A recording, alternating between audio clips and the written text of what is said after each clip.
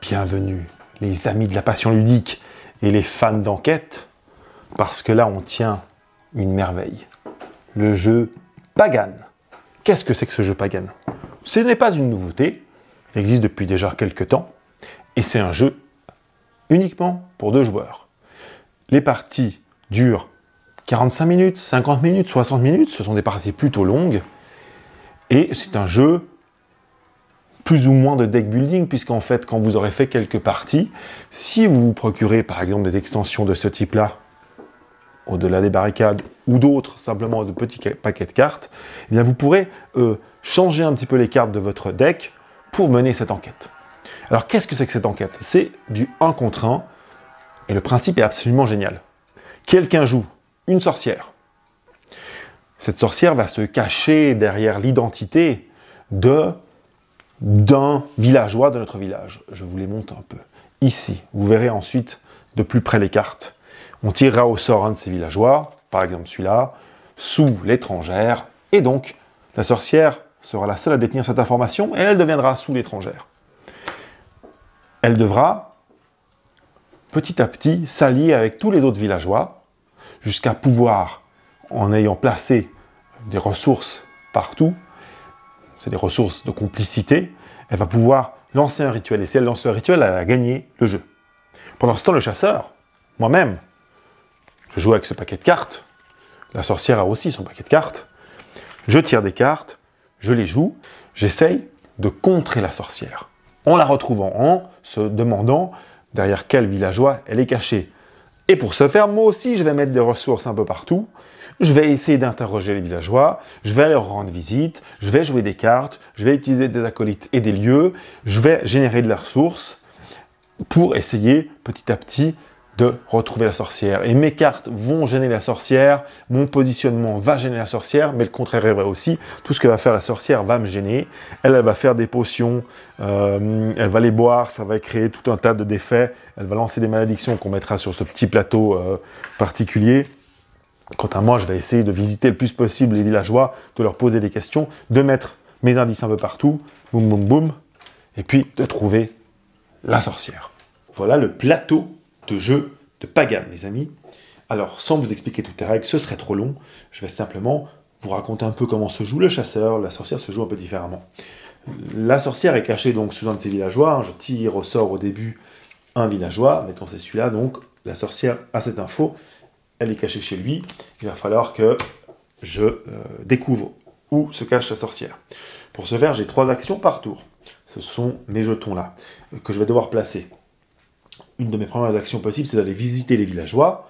Par exemple, chez elle, je vais déclencher donc son effet, piocher une carte de mon deck. J'aurai donc des cartes en main. Une autre action possible, par exemple, c'est d'aller chez elle, ou chez lui.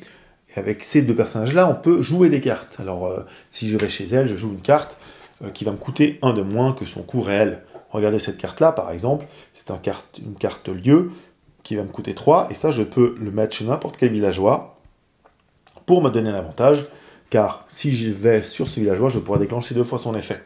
Mais des cartes comme ça, il en existe aussi des négatives que je peux mettre du côté de la sorcière pour l'empêcher de jouer.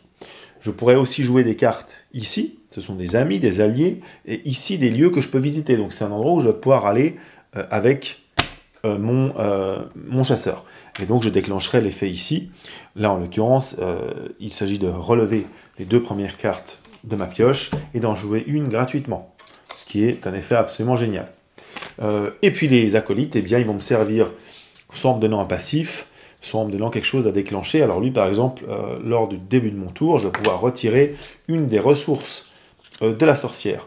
Mes ressources à moi, ce sont ces petits indices de pattes, des marques de pieds, de chaussures en l'occurrence, que je vais devoir placer un peu partout pour essayer d'enquêter. Et typiquement, si j'ai 3 indices chez un des villageois et qu'il y a un indice comme ça partout ailleurs, etc., je pourrais éventuellement éliminer ce villageois, mais si je me trompe et que c'est pas la sorcière, je perdrai tous mes indices. Ce qui est important aussi, c'est d'essayer de récupérer des bottes.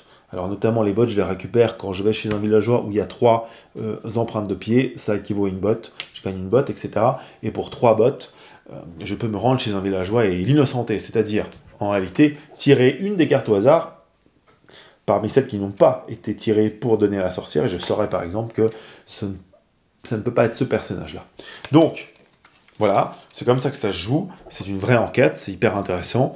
La sorcière va essayer de mettre son nez un peu partout pour provoquer son rituel, elle va utiliser des potions, elle va utiliser son corbeau pour me nuire, et elle va mettre ici des malédictions qui vont me ralentir. Quant à moi, je vais mettre des lieux qui vont la ralentir ou qui vont m'avantager, et puis je vais essayer de me donner plus d'action. Et voilà comment se passe Pagan, et vous avez vu le plateau. Et voilà les amis de la passion ludique, vous en savez un peu plus sur Pagan. Je n'explique pas toutes les règles, c'est pas le but de cette vidéo, il y en a un peu plus que ça, mais c'est un jeu à deux, un peu plus complexe que les jeux à deux habituels qu'on a, une vraie aventure, c'est génial de jouer le chasseur, c'est génial de jouer la sorcière, on a beaucoup joué avec Vanessa, ça marche du tonnerre ce jeu, et il est renouvelé et renouvelable grâce à des petites extensions, des cartes qu'on rajoute, une mécanique qui se rajoute simplement avec une des extensions, rien de très bouleversant dans la mécanique, mais les cartes changent, et c'est agréable d'avoir un bon gros paquet de cartes et de varier un petit peu les parties. Voilà, Pagan à retrouver sur aquajoue.ch. Amusez-vous les amis, et à tout bientôt. Ciao, ciao.